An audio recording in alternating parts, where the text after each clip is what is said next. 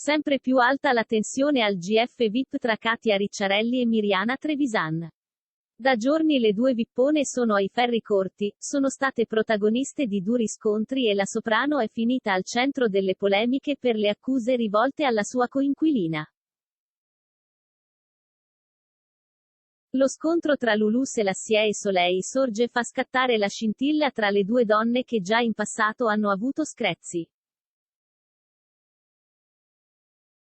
In quell'occasione le due protagoniste del reality non se le sono mandate a dire.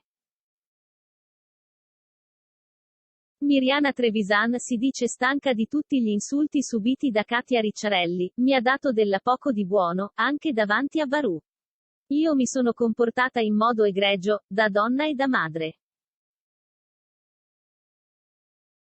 Mi ha offesa come madre più volte, ma cosa vuoi da me? Come ha sbagliato Clarissa ha sbagliato anche lei, non è che qui usiamo due misure diverse. Tu saresti una madre? Replica allora Katia, colpendola nel profondo e allora stai attenta a come ti comporti. Botta e risposta senza precedenti a cui nelle ultime ore è seguita una confessione che Katia Ricciarelli ha fatto a Soleil Sorge.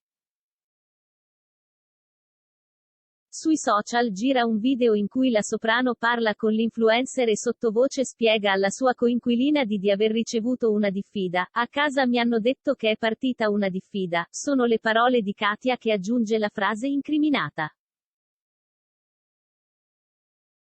Per aver detto, saresti una madre. È una diffida, non è niente di che. È partita da casa, dal suo ex uomo, ha aggiunto Katia Ricciarelli che ha anche provato a coprire il microfono e ha lasciato intendere che da questo momento dovrà assumere un comportamento più gentile ed educato nei confronti di Miriana Trevisan. Sapevo tutto di questo, ha commentato Soleil Sorge, qualche giorno fa Pago, l'ex compagno di Miriana Trevisan, aveva detto su Instagram che si sarebbe mosso per vie legali dopo le accuse che aveva ricevuto la mamma di suo figlio.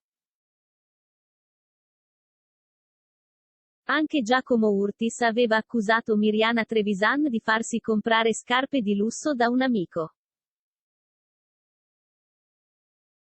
Parlando fitto, nell'errata convinzione di sfuggire alle telecamere, Giacomo Urtis si è riferito a Miriana Trevisan dicendo, poi, quando usciamo da qua, ti racconto cosa ho visto in questi anni, perché io la conosco. Ti racconto cosa ho visto prima di entrare qua. Da un mio amico si è fatta comprare delle scarpe da 20-30 mila euro.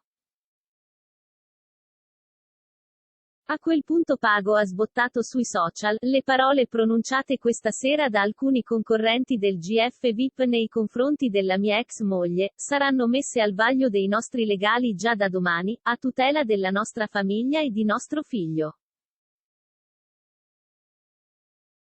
Aspettiamo Miriana per decidere il da farsi in sede legale. Mi auguro che certi comportamenti non accadano mai più, nel rispetto soprattutto di nostro figlio.